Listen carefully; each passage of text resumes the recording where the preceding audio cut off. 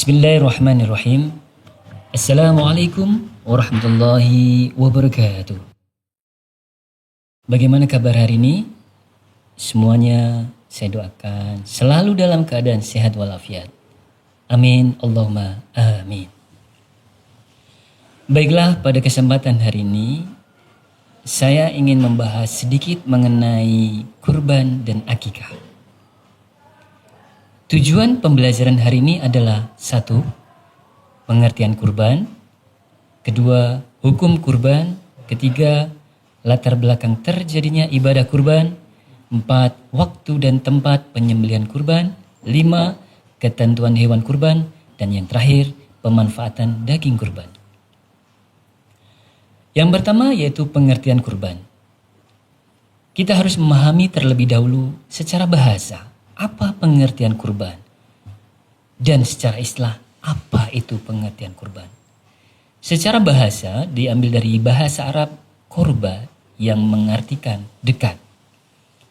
Secara istilah adalah hewan yang disembelih dengan niat beribadah untuk mendekatkan diri kepada Allah Subhanahu wa taala dengan syarat-syarat dan waktu tertentu.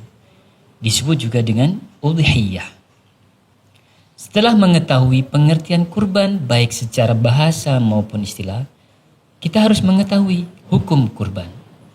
Hukum kurban terdapat dalam Al-Quran surat Al-Kautsar ayat 1-2 dan Al-Quran surat Al-Hajj 34. Sebagian ulama berpendapat bahwa berkurban itu hukumnya wajib.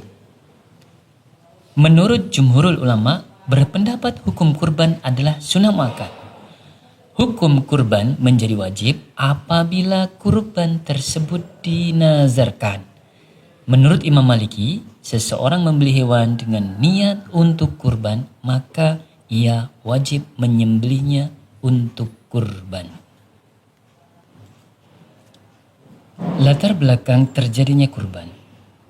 Di dalam Al-Quran terdokumentasi dalam kisah Nabi Ibrahim alaihissalam yang menyembelih putranya yang bernama Ismail alaihissalam dengan segala keikhlasan hati, menyerahkan diri untuk disembelih oleh ayahandanya sebagai persembahan kepada Allah Subhanahu wa taala. Sekarang mengenai waktu dan tempat menyembelih kurban. Waktu yaitu mulai sejak selesai sholat Idul Adha sampai terbenam matahari tanggal 13 Dzulhijjah. Sedangkan tempatnya sebaiknya dekat dengan tempat pelaksanaan sholat Idul Adha.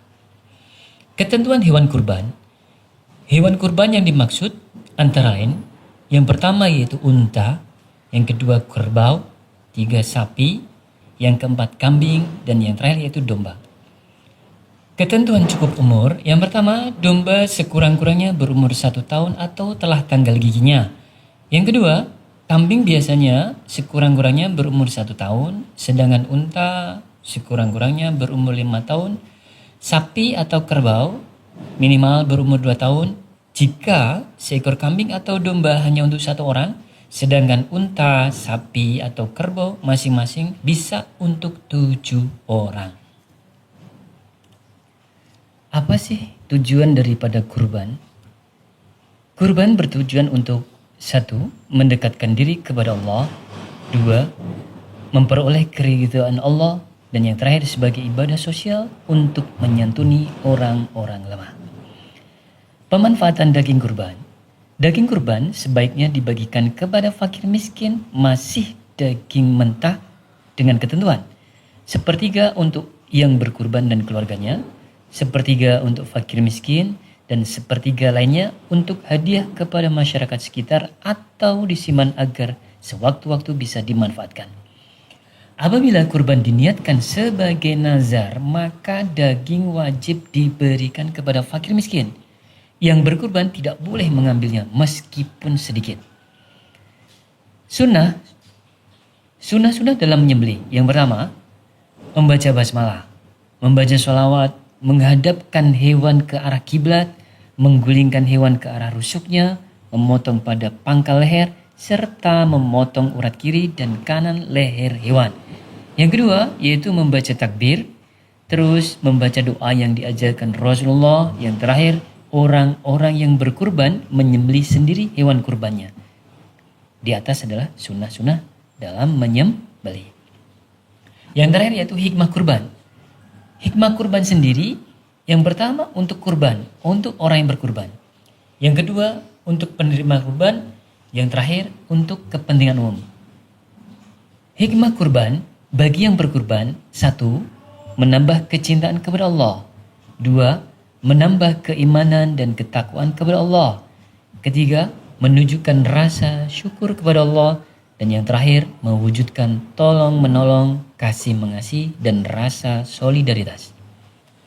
Sedangkan bagi penerima kurban, 1. Menambah keimanan dan ketakwaan kepada Allah.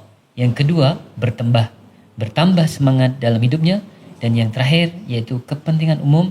1. Memperkokoh tali persaudaraan. Yang kedua, menumbuhkan dan meningkatkan kesadaran beragam, baik bagi orang mampu maupun kurang mampu. Demikianlah pelajaran hari ini mengenai kurban dan akikah. Semoga bermanfaat baik untuk diri saya sendiri maupun untuk kita semuanya. Wabillahi taufiq wal hidayah. Wassalamualaikum warahmatullahi wabarakatuh.